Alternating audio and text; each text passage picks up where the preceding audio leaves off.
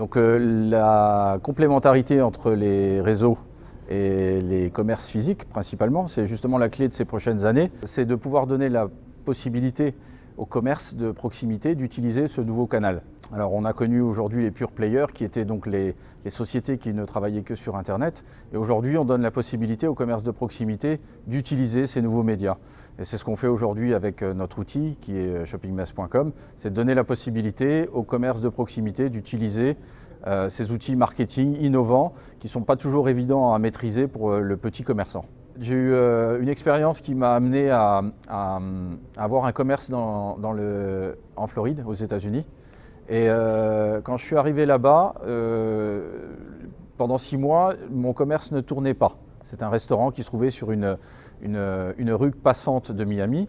Et j'ai compris au bout de 6 mois qu'il ne tournait pas parce que le touriste américain, quand il arrive dans une ville, il a une habitude, c'est de se renseigner avant de venir où il va aller. Et donc il a fait son choix sur son point de destination avant d'aller dans un restaurant.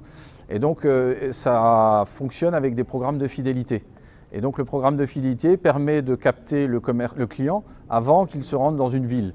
Et le deuxième point important, c'est que j'ai compris que quand on arrive aussi dans un hôtel, la première chose qu'on fait pour savoir où on veut aller manger, on demande au concierge pouvez-vous m'indiquer quel est le meilleur endroit aujourd'hui pour aller manger?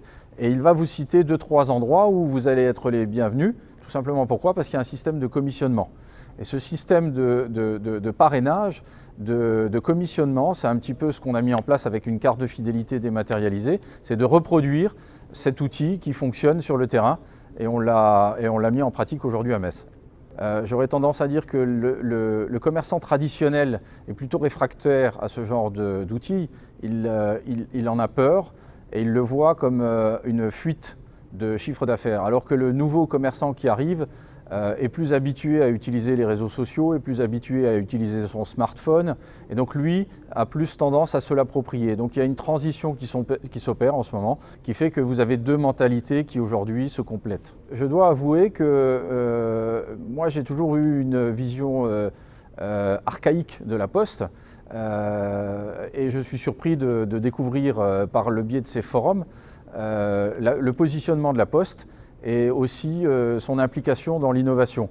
Donc je trouve que c'est un outil complémentaire parce que la Poste est encore un des gros acteurs économiques qui a un contact physique avec le consommateur final. Et c'est ce qui est important aujourd'hui. La relation humaine est primordiale et doit être mise sur le terrain en priorité.